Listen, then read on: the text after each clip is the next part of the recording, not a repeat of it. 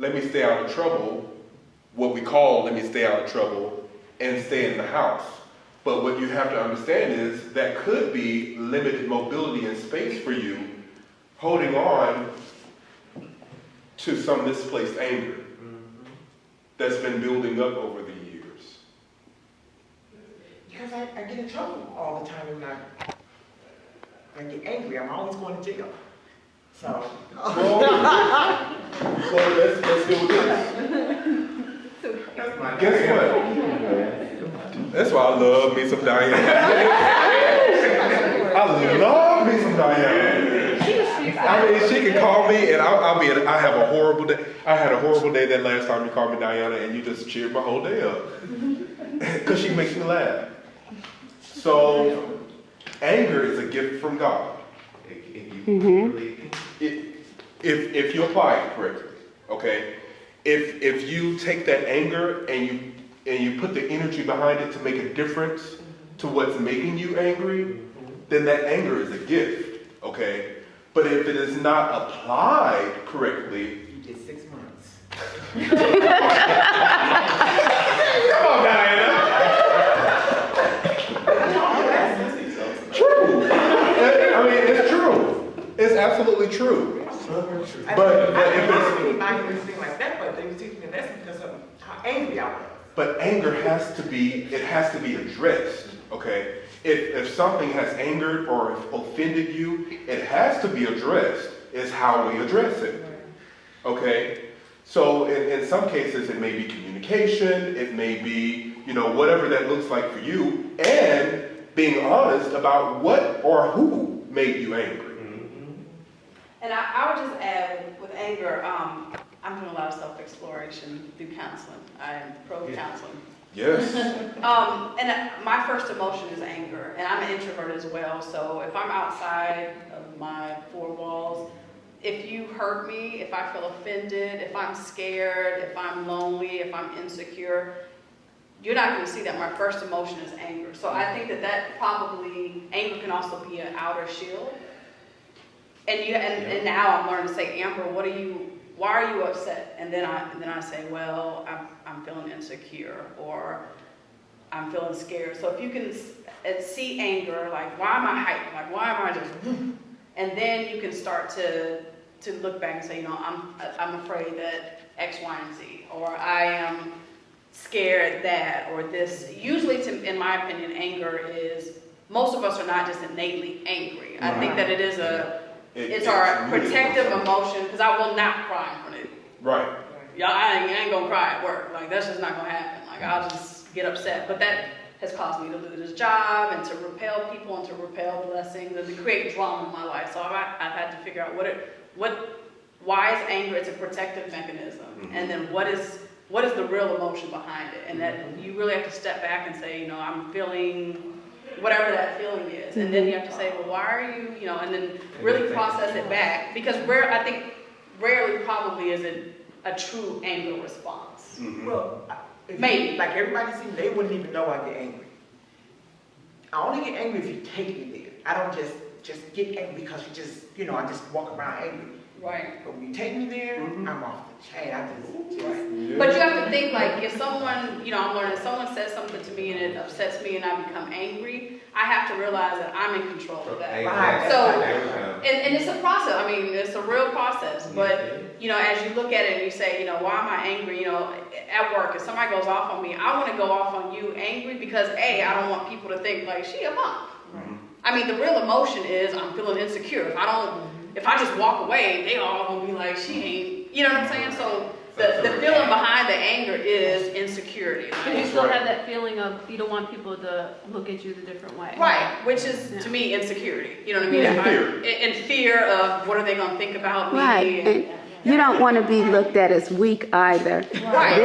There's a wheel called, I think it's the wheel of emotion or the wheel of feelings, and it has different division, and for anger you could be experiencing rejection, frustration, anxiety, pain, rejection. Yes. So you have to kind of get to the root of what you're feeling and then try to deal with it. Because in most cases, anger, the root.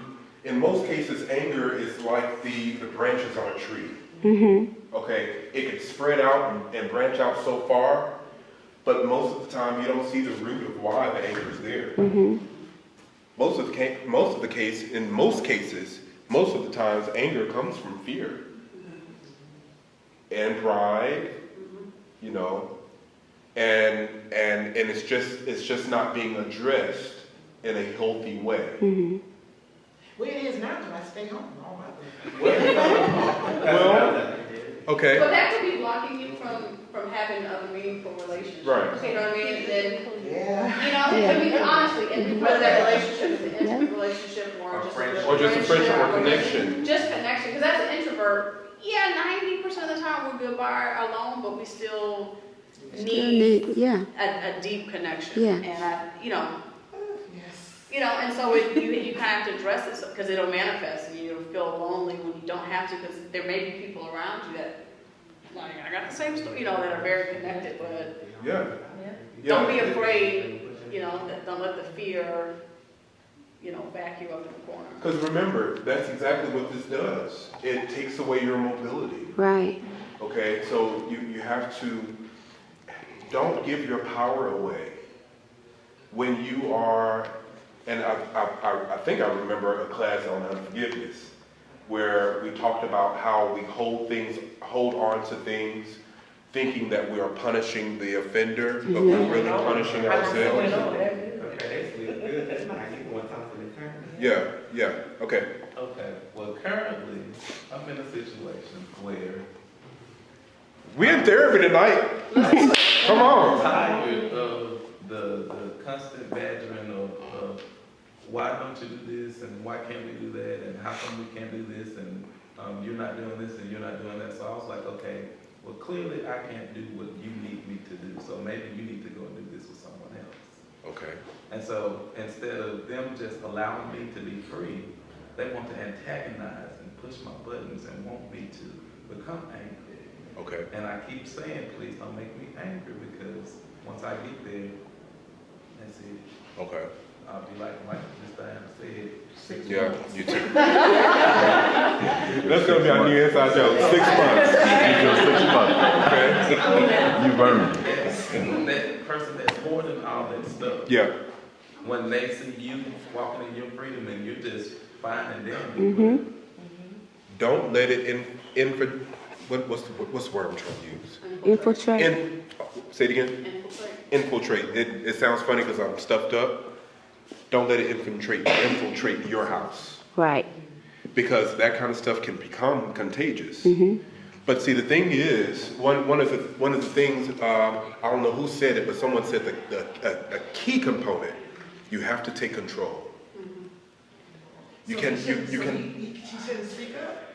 You have to take control. Yes. You have to set boundaries. If we've agreed that this is severed or whatever that is, then if you can block people on Facebook, I mean. But what he's saying, he's studied doing. Then that's called that's called stalking. And you But can take see- that to I mean, no shade. So, Real talk. if you say you see this person, just put it out there, you live with this person, they in your face, day in and day out, what are some necessary tools that he can do It's- Until he works the peace.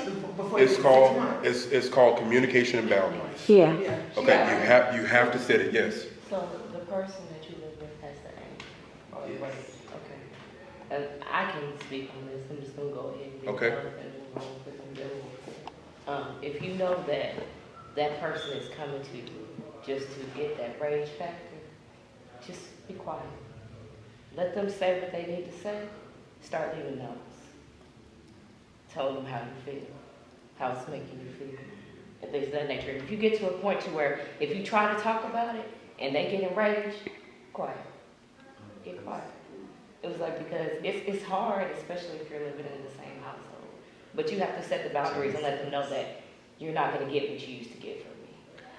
And then we still have to identify from the spiritual standpoint as well that in some cases, when I say the enemy, because we all have an enemy assigned, in some cases the enemy knows where to attack us. To bring it out. Yeah. Because I've when I tell you, I had a temper, you know, I had a temper, okay? And I'm a big man, I can back that thing up, you know? But the thing about it is, you know, I've been tried before. There was someone that continued to, I've changed my number once since I've had it. But someone continuously called my number as a stalker and was talking about how, you know, he was going to come over to my house back in Houston and attack me and this, that, and the other. And I'll get on the phone and I'll cuss him from hip. Woo! Don't you think I did know how to cuss? I'll cuss you back and forth, making rhymes, cuss you from here to heaven. Creative words. Woo! I do. Good God, glory. But see, the problem is, I have a godmother. Her name is Maud Lewis. And I said, look, what do I need to do to stop this? She said, boy, don't you know? The issue is not him coming over there and attacking you. He said, this is a spiritual thing, baby. He said, the enemy is trying to incite you to riot.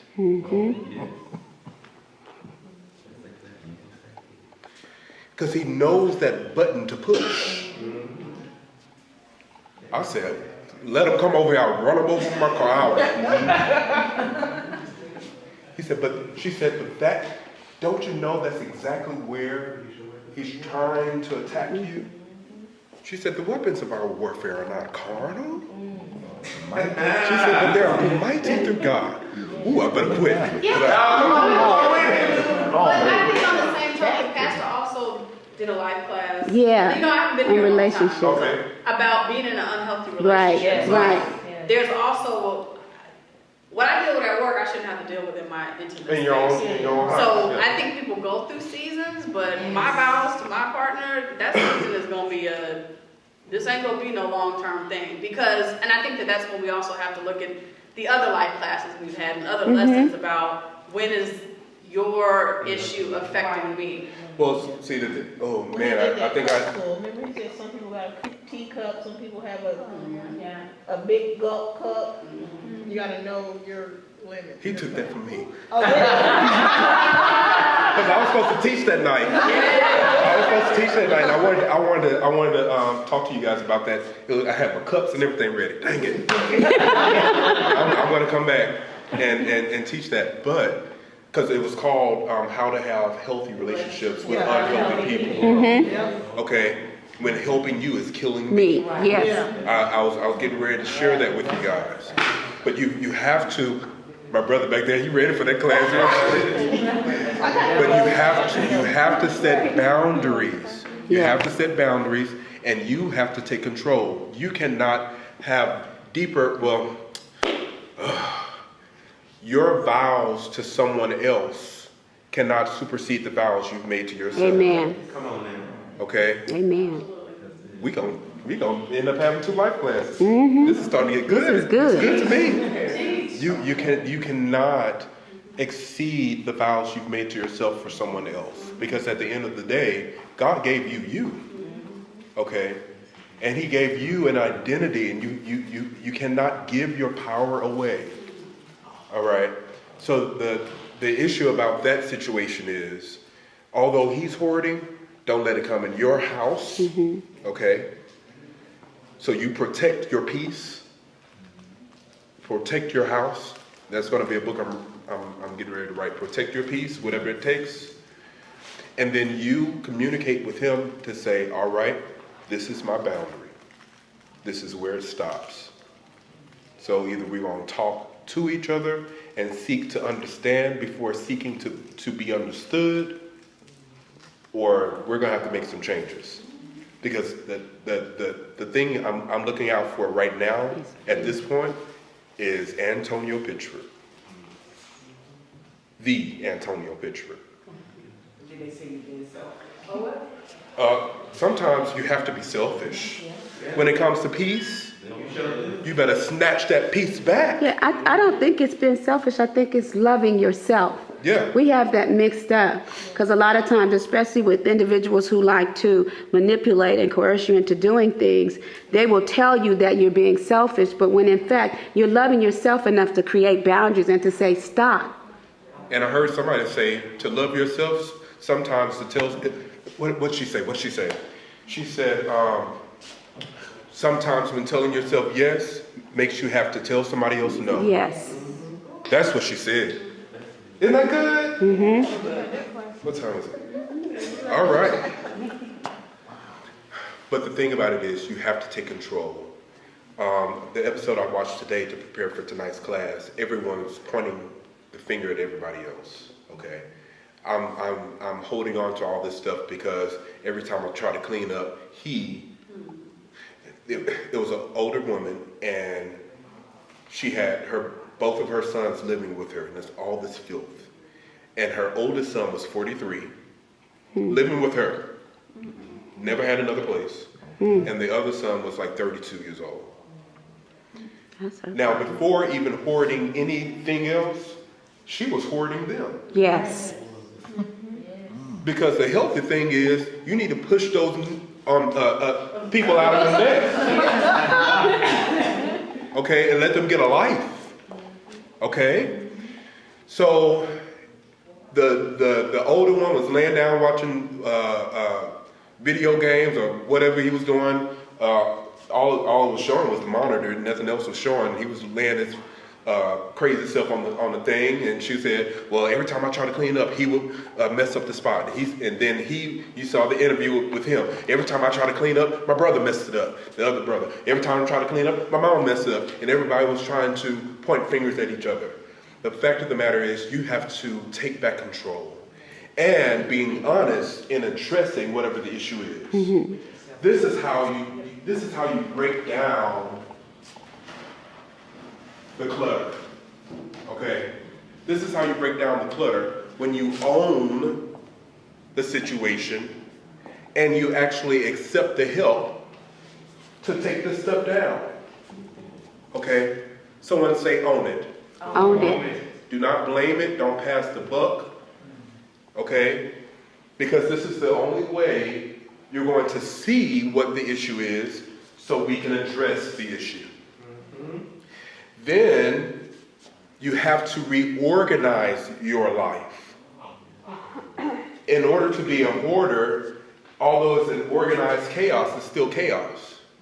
And whenever you break things down, you have to know what to throw away and what to keep. Most likely you need to throw everything away so you can make room for, the healthy stuff. The blessings. The blessings, amen. Okay, so you have to own it. You have to reorganize your life. And then, lastly but not least, you have to maintain it. Amen. Because it's easy to clean, but it's hard to keep it clean. Amen. So what does that mean? And this is simple. We have to pray. We have to read our word. Okay? And definitely pray and read your word. But you have to be careful about what you allow in your spirit. Amen. You have to be careful about some of the songs you allow yourself to hear. Come on. Amen. Come on. There was a song, I didn't know what it was when it first came out. When they started singing I'm in love with the cocoa. I'm in love with the cocoa. And when I first heard it, I was like, that's great. They're empowering our, darker skinned women. Mm-hmm. And, I think that's incredible. That's what I thought they were talking about. And somebody had to tell me, no, that's not what they're talking about. I said, so what they talking about? The cocoa cereal? They said, no. And then I started listening to it, and I said, why are they talking about baking soda? What do they need baking soda for? Are they making a cake? And then I think about it, I said, no, you make a cake with baking powder. You don't make it with baking soda. I know how to cook. You can't fool me. They said cocoa. I said, chocolate? They said, no, cocoa. I said, listen, you can say it all you want to. I'm still not going to say it. They said, cocoa. cocaine. I said, they playing that over the radio? What you? And then all of a sudden I hear Carson, I'm in love with, I said, what? What? What you say? And the Lord knows what it's talking about. I said, don't ever sing that song again, please. You know, because it's being allowed over the airwaves. Yes. You have to be careful about what you allow yourself to listen to. That's why people can't come to me with gossip. Amen. You didn't know that meant that? I was talking about cocaine. I'm in love with cocaine on the radio. Because my grandmother said it too, so I just... Yep, tell them stop. Okay, because we have to invest into our generations. Mm-hmm. Amen. Amen. Huh? I said I never heard the song. You never heard it? You're doing yourself good. Yeah, you ain't missing a thing. You know. Oh, yeah. I'm careful about what I allow myself to watch on the TV. When it gets a little bit too, you know, when the cussing get a little bit, you know, I'm careful about that kind of stuff because all of a sudden the Bible says, out of the abundance of the heart, the mouth speaketh. I don't want to be before you and all of a sudden I'm talking about bullying and, you know, and such. Thank you. I appreciate that. I was trying to subsidize the word, but I have to be careful about that because I want to speak blessings. Amen. I want to speak prosperity, you know, and in order to do that, I have to intake the word of blessings. I have to intake the promise of prosperity. Okay? So we have to maintain it. And also, from a very practical, pragmatic standpoint, I believe in counseling too. Amen. I believe in it. Sometimes you don't know where to start to address these issues, but it has to be addressed. Don't sit there and live the rest of your life and letting things pile up and you haven't addressed anything. There's counselors sent from God. These people have been ordained by God. Mm-hmm. Let them minister to you. They went to school. They've gotten a license. Let them talk to that anger. Let them talk to that unforgiveness. Why are you still grieving something that took place 40 years ago and it hasn't been addressed? There is something unhealthy about that. Yes. And over years, things began to pile up. And then the crazy thing about it, things began to grow branches from piling up. It began to accumulate in unforgiveness. Then it started to branch out into anger and rage. Yes. Spiritual hoarders, it has to be addressed. Amen? Amen. Y'all ready to go? Wasn't this good tonight? Yes. Woo! Come on, stand. Let's go.